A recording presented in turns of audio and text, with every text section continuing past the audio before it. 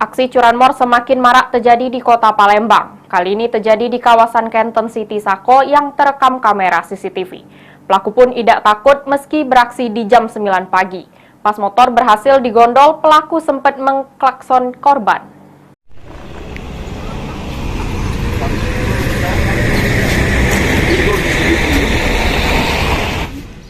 Apes yang dialami Gunawan 23 tahun.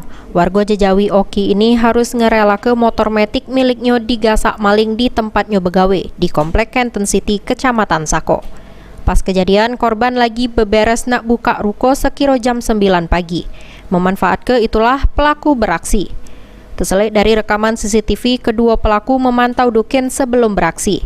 Sekira lah aman, sikok pelaku masuk ke pekarangan ruko, kemudian membobol motor korban make kunci T. Seketika motor korban digawak lari oleh kedua pelaku. Gunawan jelas ke yang bikin tambah sakit hatinya ialah pelaku mengklakson dirinya sesudem berhasil menggondol motor. Dirinya pun sempat bebas pelaku sesudem tahu motornya digasak, namun tidak terkejar. Orang dua.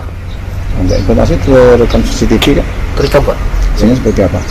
Ya dia datang langsung ngambil motor aja. Yang dibonceng? Iya, yang bawa motor yang ngambil. Yang dibonceng dia ngambil motor.